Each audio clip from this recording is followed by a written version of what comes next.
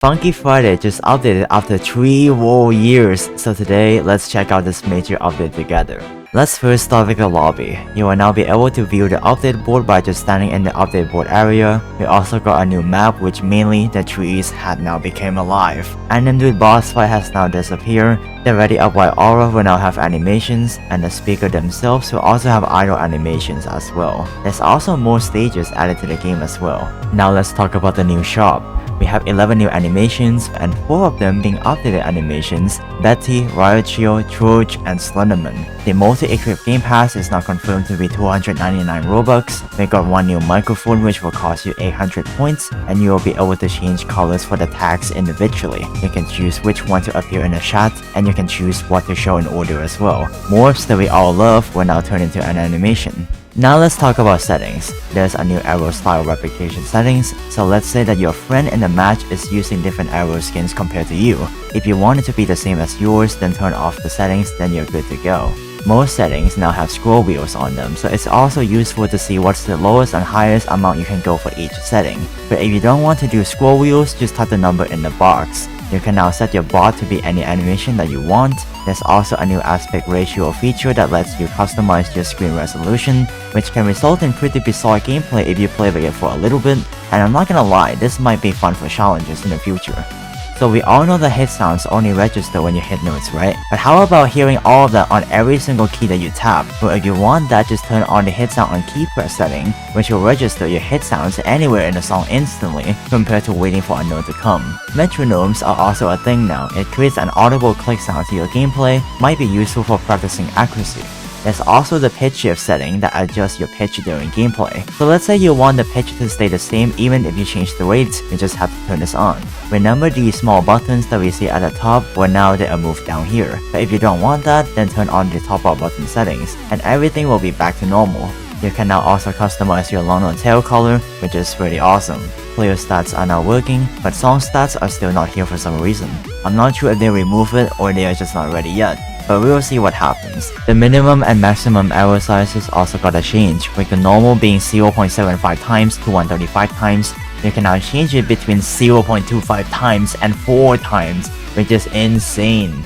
Now let's talk about gameplay. First off, our animation speeds will now depend on the BPM of the song that you're playing, meaning songs with low BPM will result in slow animation, and high ones will result in fast animation.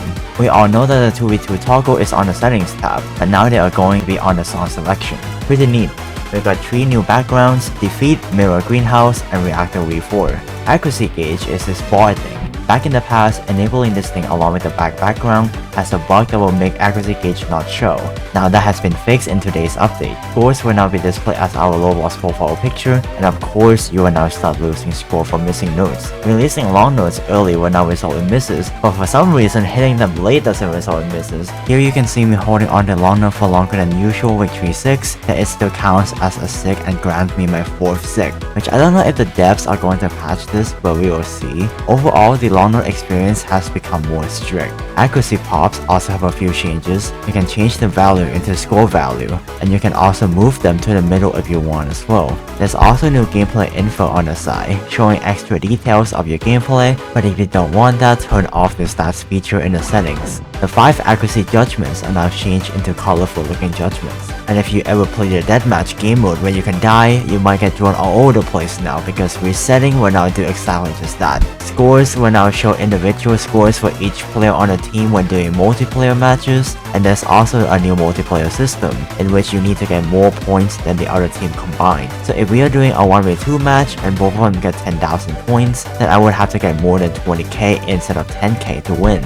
Now that gameplay is out of the way, what are the new songs and mods? Before I get to them, let's just say that this update is only focused on the core engine update. It doesn't matter if you don't care about the new features and only want mods. They have to finish the engine first before start focusing on adding mods. Stuff like SVs, for example, can become pretty broken if they don't properly rewrite the new engine. Now let's talk about mods. So we all know about speed changes, right? Those are called SVs or speed variations. Basically, it's note speed changes. With SVs, you can get your gameplay to stand out from other songs and have a pretty fun looking gameplay. So they added 8 new SV songs, with some being pretty easy and some requiring a bit of memorization.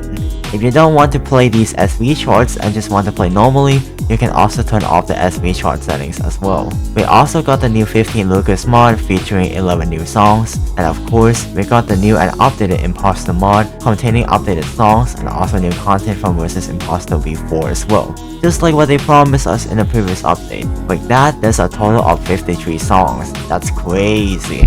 So go enjoy them. Tabby's third song is not playable, but for some reason some notes are still pretty buggy, like a song missing notes, but we will see what happens next. Void Chronicles is now removed due to drama, and for some reason Hex Detective Mantra is still broken, fix this release steps. Silly Billy is still on the works, which has a high probability of releasing in the next upcoming updates. And lastly, let's talk about other changes. Server system messages are now a bit more advanced. The game will welcome you every time you join the game.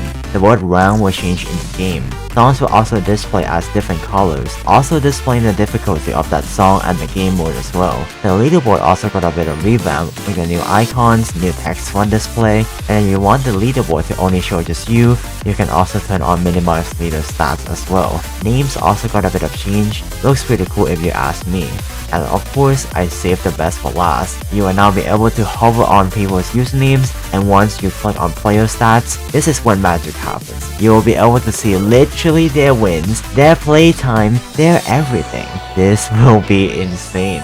So that's about it for all the new changes of Funky Friday 2.0. Personally, this update is a great first step to the new era of Funky Friday. Most new changes are pretty nice, but there's also some pretty interesting bugs, which they should be more careful before releasing the updates. So overall, I give this update an 8.5. Let me know what you would rate this update. And I'm also aware about the gameplay experience, like the inputs, keybinds, and sound difficulties having problems. I will get that done in the next video.